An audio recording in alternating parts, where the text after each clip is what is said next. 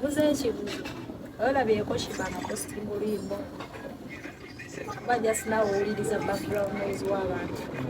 Sheebah yeena Sheebah ava nga yoclaiminga oluyimba kitegeeza naye kenyini wanaabayo n'agamba nti oluyimba lwe awulira mmanya oluyimba sira.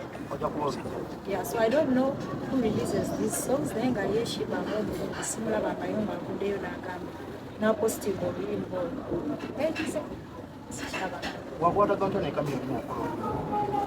Twalukola mu studio kuba nze Jeff Kiwa yakwatagana ne kamera. Then tugenda mu studio tukola ebyo nze saabimanyako nabimanya actually after. Kati ze kyenasooka okukola nasooka nenga nalekebera ku page za Sheebah naye ng'oluyimba teruliyo. Nengamba wabanga omuyimbi enyini tana posting aluyimba kitegeeza. Wali ate twabadde tuli awo management ino joyina empya ngekuvuna essoka eriyati badde tuli awo ate ogambe oyimba ate waliyo olutambula olwa Sheebah namunoma. Checho, that is the same thing I'm talking about. Sinalabako either Sheebah or Zuli Tums coming out claiming ate tebana posting na so Oluyimba Lwange balolu bajjem ate nga bayimba ebigambo biri bimu nawe wayimba simanyi naye Oluyimba Lwaffe kubanga tulinde if ate Sheebah and Zuli Tums come out and claim Oluyimba Lwange then tujja manya twabya Oluyimba naye tetugamba Oluyimba Lwaffe because bo tebanavayo nalo postinga leka waliwo eyabya Oluyimba ku oluyimba nze management yange buwemba Oluyimba olw'okuyimba. Jowy Landa ogamba otya? Exi twafuna sente walayi twafuna sente abulamu bulungi. Abayimbi b'eggwanga kati tulina babiri Jowy Landa ne Big Eye. Ogambye so abayimbi Big Eye omumanyi? Amavairiko imbi w'amaanyi bagana mutegekera ki?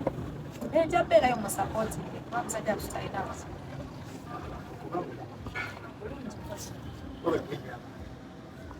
abantu baagala nnyo kuba nga nze ndiwondisa abasanyusa banna abasanyusa baliwo osanyusa abawagizi. Tutandikirewo ennyimba z'oyimba ziyinza okwaki n'ensi abantu baagala music kuli we nali simba zakumukumu era mwali temumpagira bulungi so tulina okyusa mu strategy ate kiri mu kunkolera because ennyimba ezisinga tuta teasers by the way just abantu tebanakitegeera bulungi.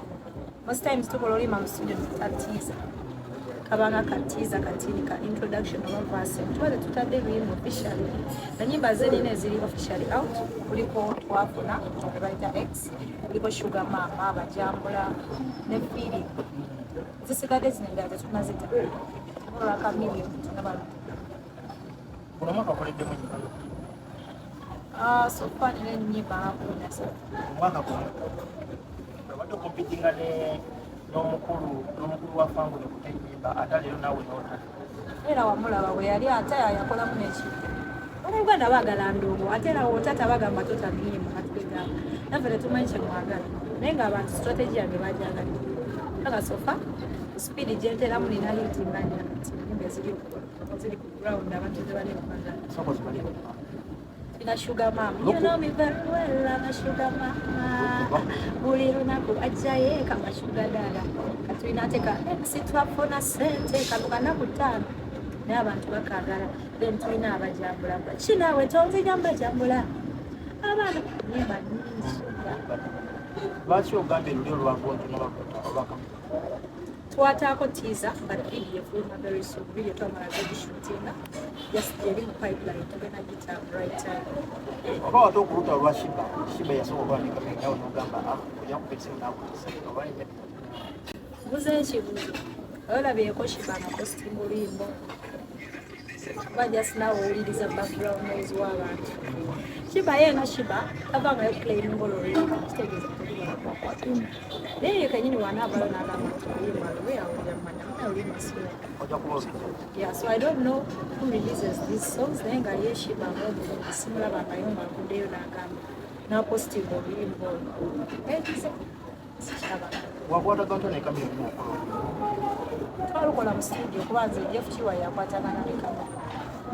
then tukona mu studio tukola ebyo ze sabimanyako nabimanya actually after kati ze kinasooka okukola nasooka nenga alengera okupegiza Sheebah naye ng'oluyimba teruliyo nenga mbale wabanga omuyimbi eyiyita na posting aluyimba kitegeeza wali ate twabadde tuli awo management ino joyina empya ngekuvuna esogeri yati twabadde tuli awo ate otadde oyimba ate waliyo olutambula olwa Sheebah namunooma kyekyo that is the same thing I'm talking about. Sinalabako either Sheebah or Zuli Tums coming out claiming ate tebana posting na so Oluyimba Lwange balolu bajjem ate nga bayimba ebigambo byebimu nawe wayimba simanyi naye Oluyimba lwaffe kubanga tulinde if ate Sheebah and Zuli Tums come out and claim Oluyimba Lwange then tujamanya twabyo Oluyimba naye tetugamba Oluyimba Lwange because bo tebanavayo nalo postingako eka waliwo eyabya Oluyimba ku oluyimba nze management yange bulwempa Oluyimba olw'okuyimba era DJ Roger ne Jeff Sheebah batukwasa wamala okulikodinga ogenda okukolelwa kikulu enalira byawo ku TikTok naye nze siwa nnyo matu background era abantu bonna abali eyo nga bavuma wali abakuvuma ebali but nze mumiyimbi tebirimbya kubanga nze teri kintu kisobola nothing can break me down oba bivumu oba ki njayomba paka ebonakoowa naye nga nze nze ndi just muyimbi bwebawali oluyimba ate nekyewunyisa bali wama naye nga ne bebayomberako tebanavaayo posting so mufakinesi abasinga okuyamba bayomba bakugamba ki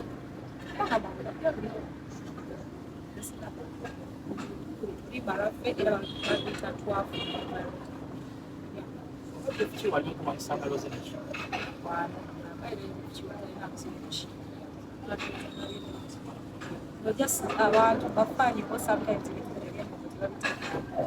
abambi bo bayomba nebebatategeera tugamba omuntu nga gwogobeera otyawo nso okugenda okebere ku peegi y'omuyimbi gweyomerako oba avuddeyo naposting oluyimba nagamba nti wanga naye oba tanabalupostinga kati ofakinensi ki ekikuyomba okubanga oyomba omalako datawo naye ngaebisinga mujja kuza kukugira kiwo kigambibwa nti omuyimbi we bamusaninga mu lebe ey'amaanyi ennyimba z'abakoleddemu zibazamanyi kyobola bajja tukiwalimu kuwaziranye banakugamba tunaba tuliawo nga kuwa omimyanyo enjala muludde kati kubuza ekibuuzo before nga tetunata luyimba twafu oli oluyimba kakitegeeza tetusobola kukola luyimba ate muyimbi yalunaluta most times contract gyokola ne management naye matale ekambudde kangeze mu TNS right now tuwandiikiroja nga nina ennyimba zinakola nga gasaininga nengamba ennyimba za kampani ogenda mu kampani nga nenyimba teziza kampani nawe ozimba confidently nga tolina nakutyako omanyi za kampani nze simanyi nti oba ezo ennyimba waliwo abaali bazikola asach naye nze ngenda bugezi mu studio ne voicinga bazamutubantu kati wawulidde oluyimba lwa Sheebah ne Zuli Tums tewabuuziza ku Jeff Kiwa nti owaayo ate oluyimba olwala lw'enkulira lufaanana lwaffe lwazze lutya ofcourse nababuuzizza naye ne bagamba nze omulimu gwange ng'omuyimbi I'm supposed to sing era kyekituufu balojja kyakugamba I'm a baby and I'm supposed to just sing tungali kuyimba ebirala actually zisoma nanyo komenti z'abantu just bakyali bange bankubya ne bagamba nga bakuli because the serial I don't have TikTok. Mera yo nga postinga video sifaayo basomero bati. Nze mutwagala nnyo ebintu bya stress. Kuba sina buzibu na muntu yenna. Relationship yo ne Sheebah. Simbi by the way, I love Sheebah so much. It was the first time I met her to a film. I was so happy to see her and even on stage. So I wonder why someone comes up and me. I'm trying to fight her. What a queen. It's like she has any princess. Have you ever been concerned like ng'omuyimbi n'ogamba Sheebah mukwano gwange natadde oluyimba ninayo nafulumya oluyimba ng'olwange amukubire kasimu Annalufu. ne lutambula mu bantu Yes, Sheebah and she hasn't come out to claim to Oluyimba Lwange. Sina namba. Ate nasowa mukubira kati mukubire mukama. Nti owaye bitambula Oluyimba twalukwata ne viral ate na mwata doli. Sheebah nata kuyimba because I've not seen her post it. Kabe Zuli Tums. Era tudoya mnama wino so munonyako n'okubuuza. Kwata sina namba. Kyo kireka omukono guno. Ate era tuli bamikwa kikono de muyimbi w'amaanyi wakati. Taso akunda wate n'abaana lwarwanira Oluyimba n'abayimbi bakulu kitege. Naye ndowooza kikwate kikola sense. Ewe namusanga tegakola haka. Mugambe n'omugamba nti Oluyimba n'alutadde. Oba ogenda mugamba alukulekere. Lwaki tomugamba n'alukulekera? Sheebah talina buzungu agatannavaayo ngamba nti Oluyimba lwegasiwa nabalina background noise bebaali. Anti awo wennyini bw'oba omugambe nti Sheebah okwegayirira mami Oluyimba lulekere. Ebisigalo byabibuuza Chief ne DJ Rocha. Be babimanye about that. Yeah. So byogenda byonna mwaluka. Yeah, buli kimu kiri settled. Oluyimba luli out. Nebaza mukama nti luli ku trending everywhere. YouTube streams nyingi, shares nyingi, ne challenge kunaku nya tuli mu bita